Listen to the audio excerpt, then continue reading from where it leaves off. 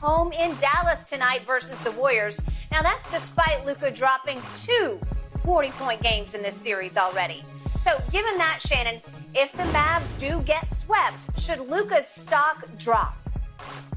No, it absolutely will have no impact on his stock, none whatsoever, because some of the greatest of the greats have been swept. Michael Jordan got swept twice. LeBron got swept twice. Kobe got swept 3 times. Magic got swept twice in the finals. Bird got swept.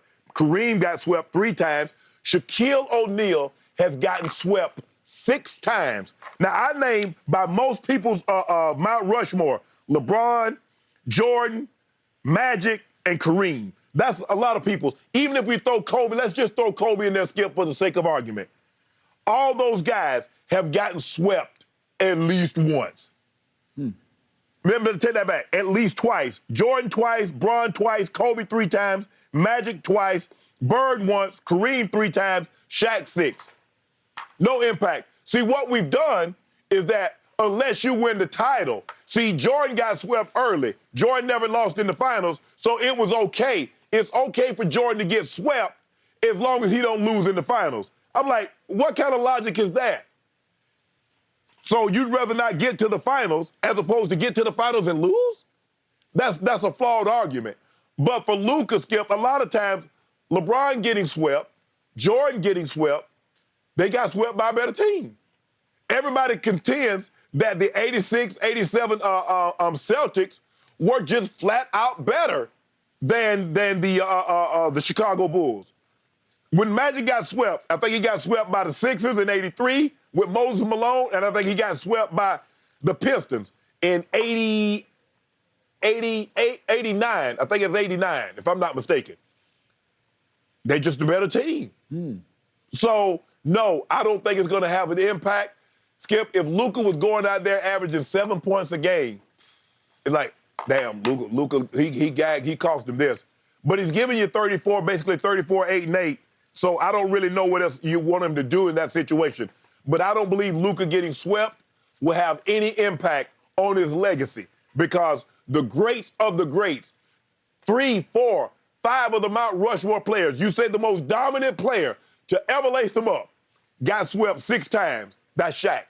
Kareem, the all-time leading scorer, 6 MVPs, 10 finals, got swept 3 times. Jordan been swept, Magic has been swept, LeBron has been swept.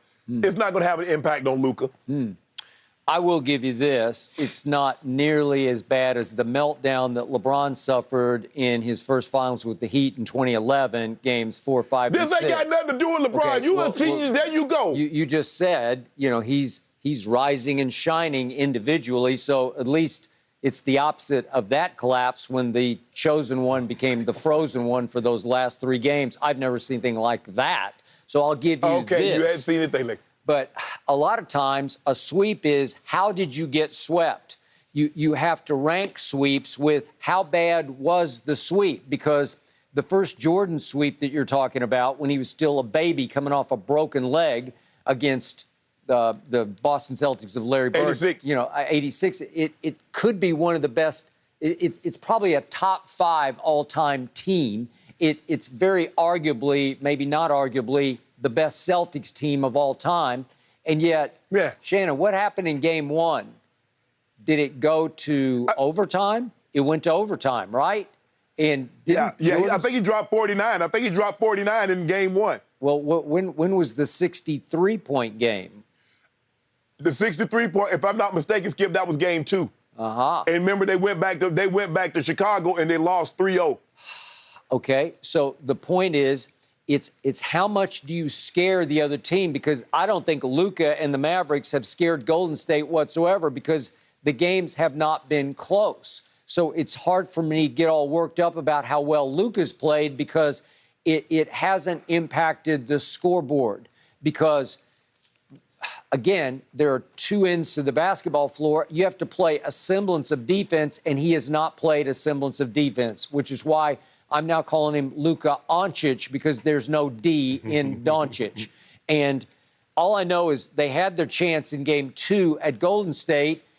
They're up big, and all of a sudden they start hunting and exposing Luka on defense throughout the second half, and it became hard to watch because it was embarrassing for Doncic because Andrew Wiggins and company just started to terrorize him on the defensive end. So it didn't matter what he was doing on offense because he couldn't overcome his liability that he was on defense. So we don't even talk about that part, but all I know is in that previous series, they almost lost by an average of 20 points a game in the first 3 games at Phoenix, and then Phoenix didn't show up for Game 7 at Phoenix, and that was more about what Phoenix didn't do. So all of a sudden, I'm looking at the Memphis Golden State series, and I'm saying Memphis played way better than Dallas. Way better than Dallas. Memphis should have won a couple more.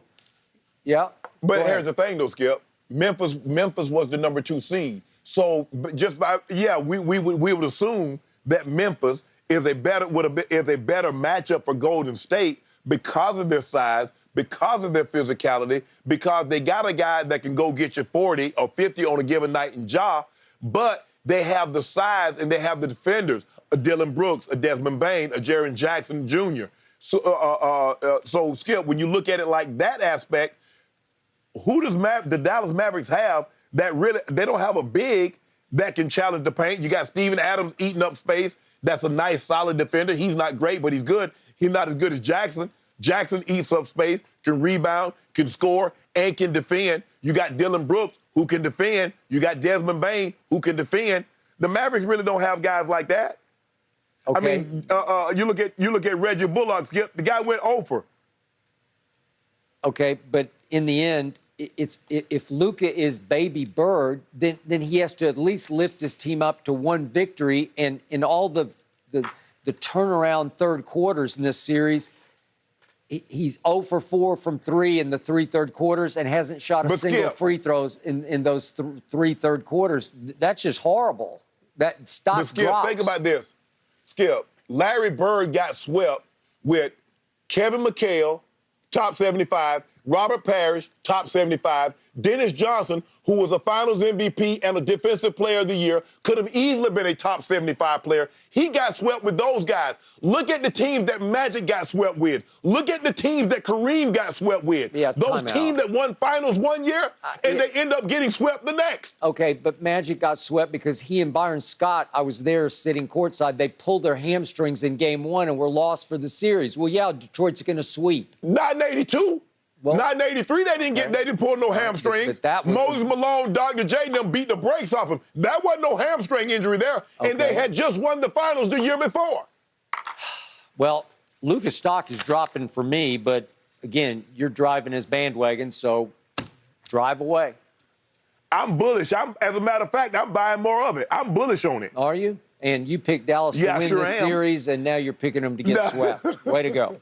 Congratulations. Gentlemen, we got to leave it here. I'm bullish on Luka. Certainly the pressure will be on tonight, and it'll be a great time for Luka to take the next step in his career and shoulder the load. We will see.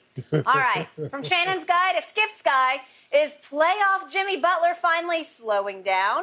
That's coming up next.